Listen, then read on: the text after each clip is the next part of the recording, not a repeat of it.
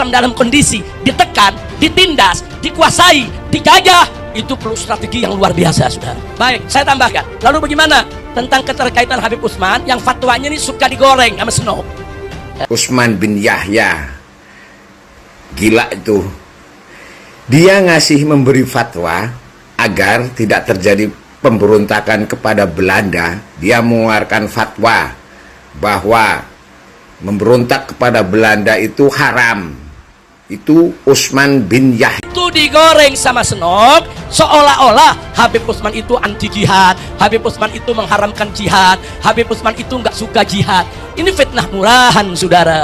Dari dulu Belanda udah lakukan itu, saudara.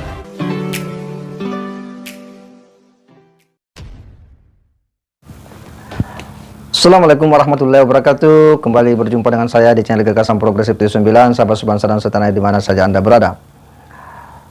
Beberapa hari yang lalu viral ya video dari seorang pria tua yang memberikan kritikan cukup keras terhadap ya Habib Utsman bin Yahya, di mana pria tua itu betul-betul membuat ungkapan yang cukup ya membuat kuping kita ini ngiluh ya, apalagi para kalangan habaib, karena ya argumen-argumen dari pria tua itu yang menganggap bahwa ya Habib Utsman ini adalah berkawan dengan ya Snow Hornje yang merupakan ya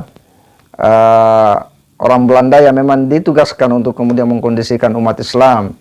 Dan Habib Utsman ini adalah orang yang kemudian diangkat oleh pemerintah Belanda sebagai mufti Batavia. Nah, pria tua itu betul-betul memberikan ya ulasan yang cukup menggelitik dan unik, karena menganggap bahwa Habib Utsman ini adalah bekerja sama dengan Belanda untuk kemudian meredam sejumlah upaya-upaya pergerakan dari para pejuang kemerdekaan pada waktu itu, khususnya dari kalangan kiai-kiai atau umat Islam secara umum. Dan bahkan ya Habib Utsman itu kemudian dianggap membuat sebuah pandangan agama yang kontroversi ketika memberikan ya doa ya kepada Ratu Hel Mina. Nah, ini yang kemudian oleh pria tua itu betul-betul ya menguliti habis Habib Utsman ini. Nah, ini yang kemudian direspon tegas oleh Habib Rizik Syihab ya, dan menganggapnya bahwa ada upaya-upaya untuk kemudian membelokkan sejarah, dan karenanya ya ini menurutnya harus diluruskan biar orang tidak keliru dalam ya melihat siapa Habib Utsman itu. Nah, dia pun memberikan ya sejumlah ya ulasan dan penjelasan ya yang menurutnya bahwa yang benar ya Habib Utsman itu adalah bahagian dari ulama yang kemudian membangun strategi ya bagaimana menjaga akidah umat Islam. Nah, itu menurut Habib Rizik ya.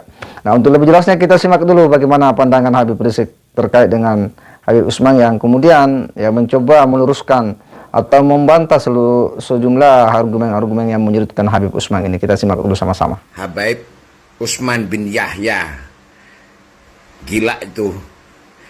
Dia memberi fatwa agar tidak terjadi pemberontakan kepada Belanda. Dia mengeluarkan fatwa bahwa memberontak kepada Belanda itu haram.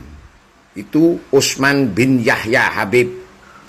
Jadi hati-hati, jangan pasrahkan negeri ini kepada para habaib.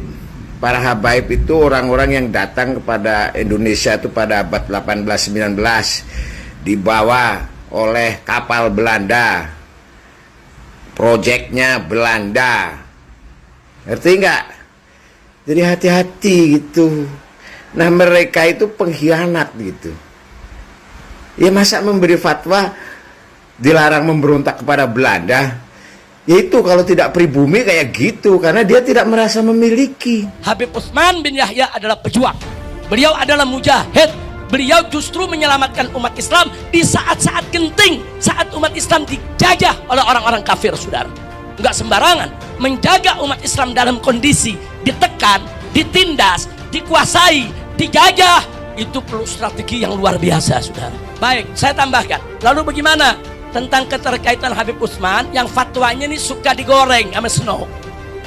Karena Senok tahu nih, Habib Utsman ini banyak membahas soal sufia, soal tasawuf.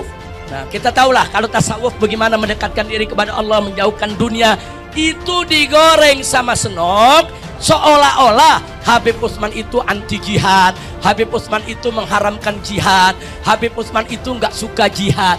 Ini fitnah murahan, saudara. Dari dulu Belanda udah lakukan itu, saudara. Nah, jadi jangan jauh-jauh lah kayak sekarang nih. Sekarang saya tanya, ada habaib-habaib yang lembut difitnah katanya anti jihad. Ada habaib-habaib yang tegas difitnah katanya radikal, ekstremis. Terjadi gak sekarang? Ayo saya tanya, terjadi gak sekarang? Apa fitnah itu benar semuanya? Enggak, habaib yang lembut, bagus, mereka berdakwah dengan santun, mereka berdakwah dengan ramah, agar nasihatnya masuk ke relung hati umat untuk bisa diamalkan. Habaib yang tegas juga bagus, mereka menjaga umat daripada segala kebatilan, kemunkaran, kemaksiatan. Ini nggak boleh diadu-adu, ini semua harus disinergikan, betul? Alhamdulillah. Jadi jangan ngadu-ngadu Habib Utsman. Habib Utsman dari mudanya memang nuntut ilmu. Sampai 18 tahun di Jakarta masih nuntut ilmu, saudara. Berangkat langsung keliling dunia 22 tahun. Langsung kembali lagi ke Indonesia, menjaga akidah umat di Indonesia. Saat itu, saudara, siapa ulamanya sekali Habib Utsman bin Yahya? Siapa habaibnya sekali Habib Utsman bin Yahya di Jakarta, saudara? Habib Utsman adalah fenomenalnya. Habib Utsman itu ikon, saudara, sampai hari ini, saudara, muallim Betawi di seluruh Jakarta dan sekitarnya masih menggunakan kitab-kitab Habib Utsman bin Yahya untuk kajian-kajian di pondok-pondok pesantren mereka. Alhamdulillah.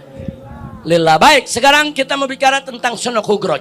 Kenapa kok Habib Utsman bisa kenal dengan Senok Hugroy? Pertama, Senok Hugroy yang kenalan dengan Habib Utsman, bukan Habib Utsman yang kenalan dengan Senok Hugroy, saudara.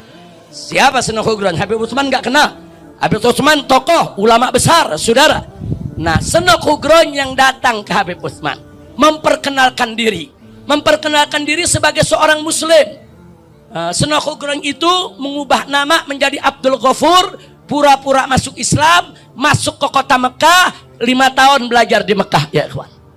5 tahun belajar Lughatul Arabiyah, belajar tafsir, belajar hadis.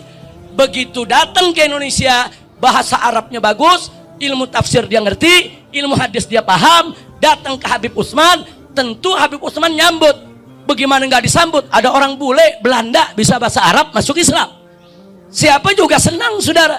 Jadi jangan kemudian Habib Utsman menyambut Senok Hugroy langsung dituduh Habib Utsman antek Senok Hugroy. Nggak begitu. Jangan menyebar fitnah, saudara. Buktinya pemikiran-pemikiran Senok yang ingin melarang umat Islam haji, pemikiran-pemikiran Senok yang ingin menghapus mahkamah syariat, semua dibantah oleh Habib Utsman bin Yahya. Sampai Habib Utsman bin Yahya pernah mengancam Belanda, kalau begini caranya, aku serahkan, aku nggak jadi mufti lagi. Silakan cari yang lain jadi mufti. Saudara, kenapa? Belanda mulai intervensi, mengobok-ngobok. Tapi Belanda nggak berani. Kalau nggak ada Habib Utsman, siapa lagi dia mau pilih? Karena kiai-kiai nggak ada yang mau. Selama ada Habib Utsman, kami nggak pantas untuk maju sebagai mufti. Nah, akhirnya, saudara, Belanda kendor, nggak ngobok-ngobok lagi soal haji. Belanda pernah ingin melarang Indonesia untuk tidak bikin haji, saudara. Nah, jadi supaya kita tahu, itulah di antara perjuangan Al-Habibul Imam As-Sayyid Utsman bin Abdullah bin Aqil bin Umar bin Yahya. Alhamdulillah. Nah, Habib Utsman ini wafat tahun 1913. Nah, yang menarik di akhir hidup beliau ikut berperan mendirikan Jamiat Khair. Lo bagaimana pendiri Jamiat Khair? Trio Abu Bakar. Nah, Habib Abu Bakar Syahab, Habib Abu Bakar Habsyi, dan Habib Abu Bakar Al-Attas. Tiga-tiganya murid Habib Utsman bin Yahya, ya kawan.